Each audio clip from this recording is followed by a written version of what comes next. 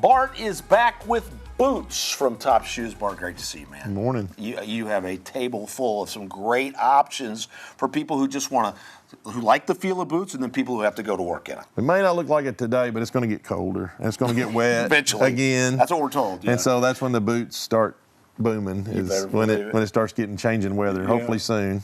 The most important thing, of course, is socks. I brought socks that we always start with socks. No matter what boot you wear, the boot works better with the right kind of sock, and you want a moisture wicking sock. Stay away from cotton. These are darn tough merino sock.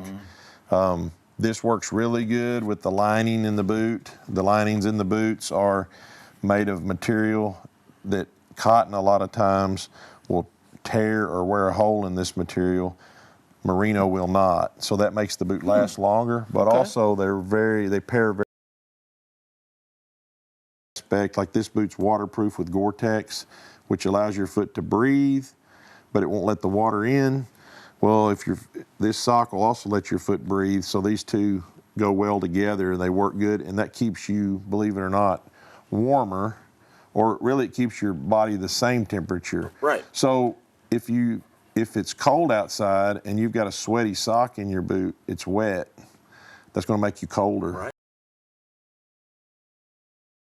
Make you warmer. And the same thing in the summer. Nobody wants to have like a sweaty, wet sock inside their boot on a hot day. Ooh. This keeps that from happening. So even you can wear this boot year round and stay the same temperature year round. That's a big misconception of people. They think, well, if I put a merino or wool sock on, it's going to be hot in the summertime. No, it keeps your temperature the same year round. We've said it before, and it bears repeating. Don't go cheap on your socks. Get some good socks to go with your boots. Mm-hmm. So you get, as always, Top Shoes has just a huge variety. Yeah, I just brought a brands. Little sample of stuff. Some guys don't need safety toe, so we've got work boots like this that are lightweight, waterproof, very comfortable. That's a toe. Hoka. I didn't realize Hoka made kind of a boot there. Yeah, this is, a lot of people know them for their running shoes. Yeah. This has a Vibram outsole, Vibram. So anytime you see this little logo here, right, that's a special company that just makes outsoles out of Italy. Some people say Vibram. Mm-hmm. South we say Vibram. But anyway, it's not just Hoka uses Vibram or Vibram. You'll see it on other brands too. It's a proprietary outsole that they study tread pattern, they study slip resistance, they study durability, all those things. So this is called Mega Grip, meaning it's got very good traction, very good grip in wet surfaces. Something to look for. I didn't realize. Yeah, anytime you see that logo on any brand, you'll sometimes see it written out here. Right. You're getting a good product. They will not put this on a inferior product because their reputation stands for it. So you'll see this in running, athletic shoes, work boots, hiking boots, sandals. We'll even have that outsole on them, and that means it's a premier product for that brand. Right. It's kind of like having a badge on your shoe that shows that you make a quality product. Yeah. So okay. I also brought cleaning stuff here. It's very important, whatever boots you get, that you condition the leather. So you have mink oil. It's a natural product that it's like lotion for your hands. It has waterproof capabilities as well, but it also just moisturizes the leather. The biggest thing with leather is keeping it from cracking or drying out.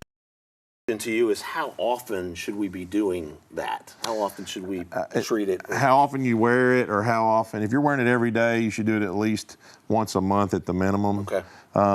If you're in an environment where you're in a lot of water, you may want to do it more frequent than that. Big thing too is keeping where the flex points of the boot. So like this boot bends naturally right here. Right. You want to keep that like clean. So this is a welt brush. An old toothbrush would work too, but you want to clean the dirt and the grime out of there before you treat it and keep the grit from building up in there, because grit